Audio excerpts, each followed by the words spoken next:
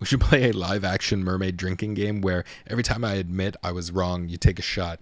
You'll be done the first minute in. Another casting choice that I could not wait to shit all over the first time I saw it, and then was proven wrong every single scene he's in. Somehow Jonah Hauer-King did it. He is Prince Eric. It was a great casting, and I kind of hated it because I was just so going in expecting to hate every scene. Every time they're on camera, I expected to hate it, and I just didn't. One of 3 new songs that hit the new live action film. This is one of them. I think this one was the most successful one, partly because of him, partly because of Lin-Manuel Miranda.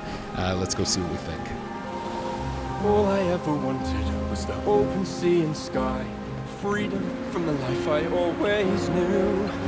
Now all I am is haunted as days and hours roll by. All I ever think about is you.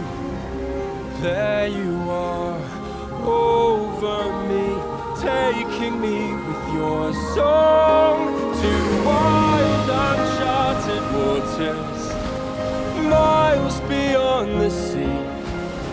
I was darkness bound, I had almost drowned, till you came around and you found me.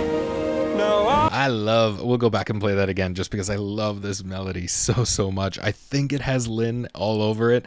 I think bringing Lin-Manuel Miranda into every Disney film, into any movie musical, that you're going to write, bringing him on board just gives such a fresh perspective, and he just seems to have his finger on the pulse of what the fans want, and somehow seamlessly make it fit with a film and a score that was written in 1989. It's incredible that he can just slide this in, and it seems like it was always meant to be in the original film. The man is just incredible. He really is. I love Jonah's voice behind this. It's just it's so human, it's so authentic, it's so, you hear the angst in his voice, you feel like there's no break between his acting, there's no break between the way he feels this entire film to his singing, right, there's just no separation there. The same intention behind Prince Eric when he's in face to face with Ariel is the same intention he brings to his solo song here. That's to me what made it partly so successful, aside from the fact that the whole thing feels a little bit Meryl Streep Winner Takes It All from Mamma Mia.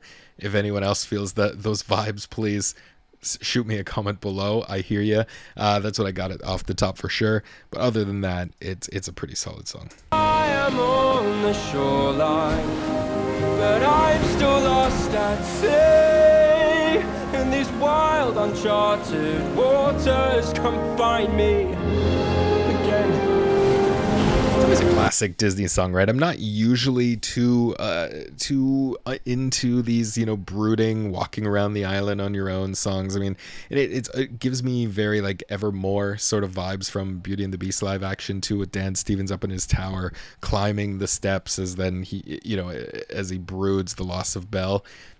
Similarities are all over the place here. It's Disney. What are you going to do? But at the heart of it, I feel like Prince Eric always needed a solo, and it fit. Like I said, again, it fit so well into this film. It's amazing that you can add new songs to such a classic and have people applaud it and have people buy in. This is one of them. All I do is wonder who you are and where you'll be. In my mind, your melody goes on. Stronger than the undertow, the night you rescued me, silhouetted by the rising dawn. Over you, I cannot get over you. In wild uncharted waters, beyond where man can see.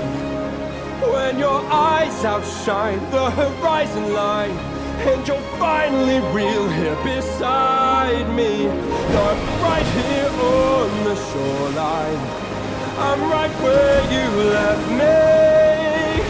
And your voice is like a siren that guides me to wild uncharted waters.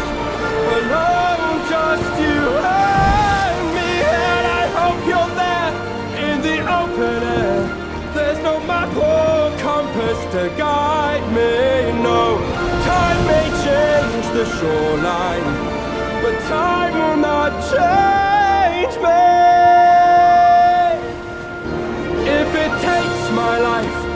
finally find you again in uncharted waters. Come find me again.